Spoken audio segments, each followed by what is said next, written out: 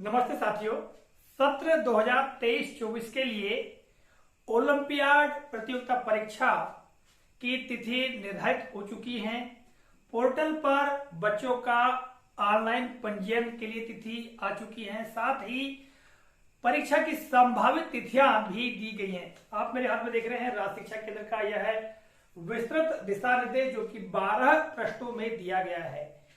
साथियों, यदि आप इस पत्र को पढ़ना चाहते हैं तो इसे एजुकेशन पोर्टल से डाउनलोड कर सकते हैं और इसका पूरा अध्ययन कर सकते हैं।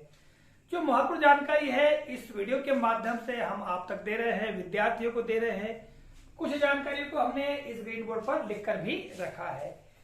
तो देखिएगा, यह पत्र है 12 जुलाई का और विषय वस्तु है ओलंपियाड सत्र 2023-24 के आयोजन हेतु।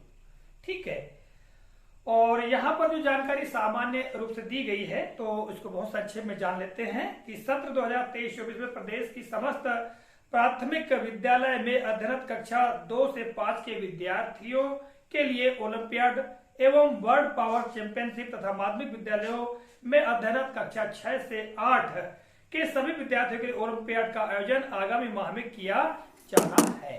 ठीक है, फिर कक्षा 2 से 8 तक के विद्यार्थियों के लिए ओलंपियाड 2 चरणों यानी जन शिक्षा केंद्र स्तर और जिला स्तर पर होना है। और ओलंपियाड से संबंधित जो महत्वपूर्ण तिथियां हैं इनको हम ग्रीन बोर्ड से देख लेते हैं। तो जैसा कि मैंने आपको अभी पढ़कर बताया कि कक्षा 2 से 5 तक बच्चों के लिए ओलंपियाड और वर्ल्ड पावर चैंपियनशिप होगा।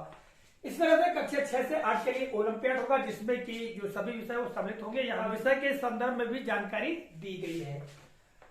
बात करें पोर्टल पर ऑनलाइन पंजीयन की, rskmp.in जो पोर्टल है उस पर विद्यार्थियों का पंजीयन करना है। उसकी तिथि यहाँ दी गई है 5 जुलाई 2023 से 20 जुलाई 2023 तक, यानी 20 जुलाई 2023 तक विद्यार्थियों का rskmp.in पोर्टल पर पंजीयन कर लेना चाहिए। ठीक है, क्योंकि पिछले साल भी हमने इसी पोर्टल पर विद्यार्थियों का पंजीयन किया था।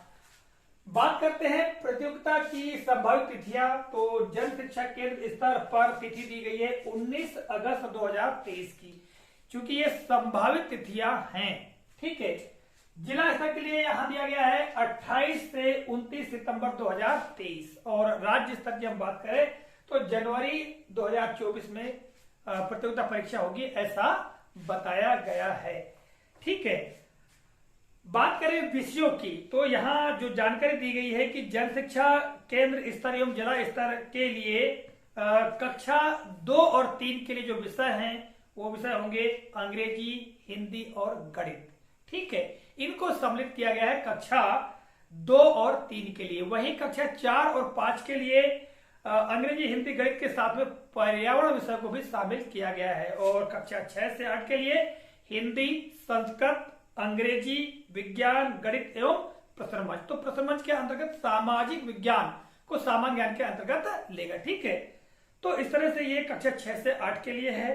ठीक है, और इस पत्र में और भी महत्वपूर्ण जानकारियां दी गई हैं। यहाँ सामने दिया गया है प्रतियोगिता में विद्यार्थियों के द्वारा सहभागिता निम्नानुसार की जाएगी। किस प्रकार से विद्यार्थियों की सहभागिता होगी इस संदर्भ में यहाँ जानकारी दी गई है। विगत वर्ष में भी विद्यार्थियों ने सहभागिता सुनिश्चित की थी, उसी आधार पर इस सत्र में भी होना है।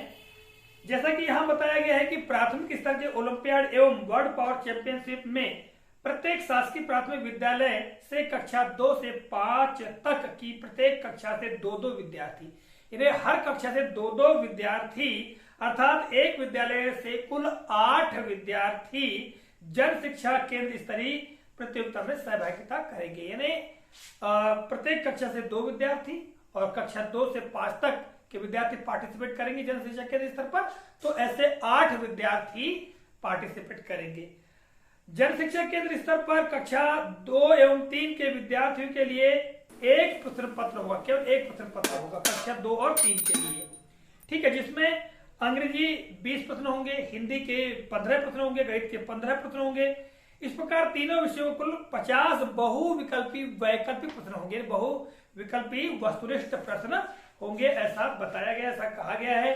इसी तरह से आगे हम देखें तो कक्षा 4 और 5 के लिए भी एक ही प्रश्न पत्र होगा। कक्षा 2 और 3 के लिए भी एक प्रश्न पत्र और कक्षा 4 और 5 के लिए भी एक ही प्रश्न पत्र होगा जिसमें अंग्रेजी के 20 प्रश्न होंगे, हिंदी के 10 प्रश्न होंगे, गणित के 10 प्रश्न होंगे, पर्यावरण के 10 प्रश्न होंगे। इस तरह 4 विषयों में कुल 50 बहुविकल्पी वस्तुनिष्ठ प्रश्न होंगे। तो यह भी हमने बात की प्राथमिक स्तर के प्रश्न पत्र की। अब कितने विद्यार्थियों का जन शिक्षा केंद्र स्तर पर चयन किया जाएगा, इस संदर्भ में जानकारी दी गई है। बताया गया है कि कक्षा 2 और 3 के जो विद्यार्थी हैं वो 3 विषयों में देंगे, अंग्रेजी, हिंदी और गणित।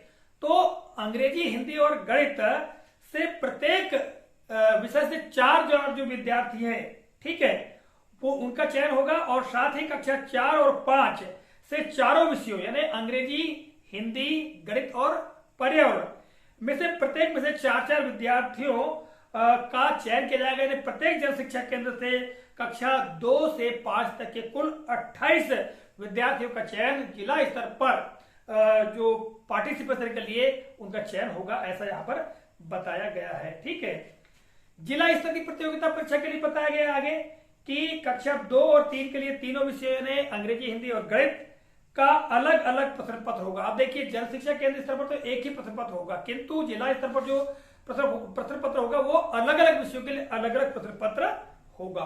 ठीक है, और इनमें 50-50 बहुविकल्पी वस्तुनिष्ठ प्रश्न होंगे। यदि कक्षा 2 और 3 की बात करें तो 50 जो बहुविकल्पी प्रश्न एक विषय के लिए होंगे। इस तरह से 150 तीनों विषयों के प्रश्न पत्र होंगे, तीनों विषयों के प्रश्न होंगे और तीनों जो प्रश्न पत्र है वो अलग अलग ही होंगे।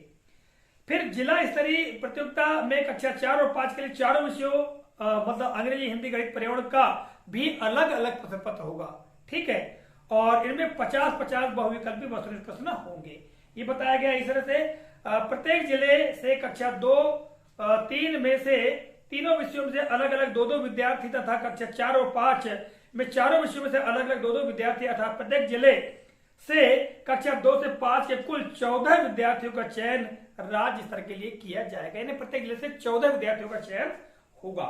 ठीक है, प्रत्येक स्तर की प्रतियोगिता में चयनित 2 विद्यार्थियों के समान अंक होने पर, यदि 2 विद्यार्थियों के समान अंक है तो जिनकी आयु, जिनकी डेट ऑफ बर्थ कम है, जिसकी आयु कम है उसका चयन किया जाएगा, उसको प्राथमिकता दी जाएगी, ऐसा कहा गया है।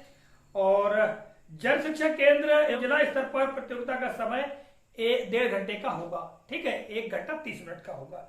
ठीक है, और जो सभी जो परीक्षाएं है वो ORM सीट पर संपन्न होगी।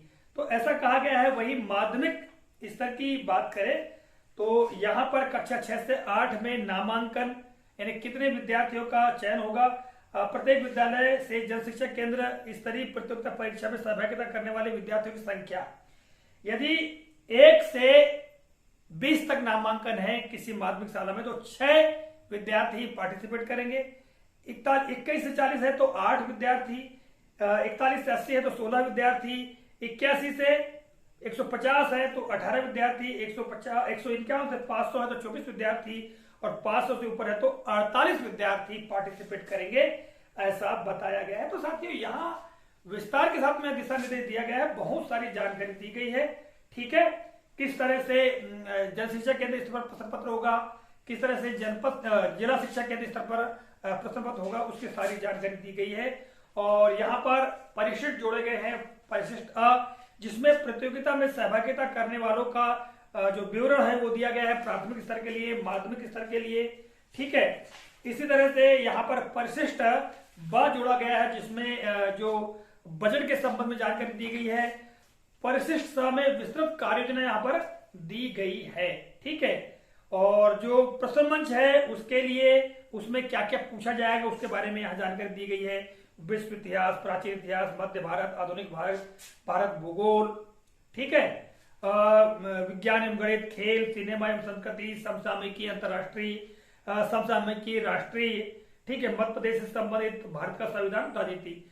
तो यहाँ पर दिया गया बिंदु कि प्रश्न मंच हेतु सामाजिक विज्ञान कक्षा 6 से 8 के साथ साथ निम्नांकित विषयों से संबंधित प्रश्नों को भी सम्मिलित किया जाएगा। तो सामाजिक विज्ञान का में से तो आएगा, साथ में ये जो मैंने भी बताया आपको 13 बिंदु, इनमें से भी प्रश्न पूछे जाएंगे, ऐसा बताया गया है।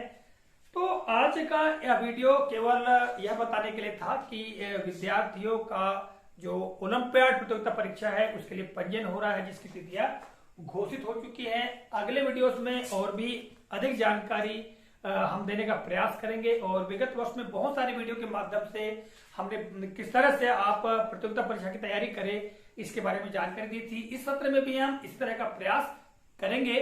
तो आज के इस वीडियो के लिए बस इतना ही, मिलेंगे अगले कालखंड में, तब तक के लिए जय हिंद।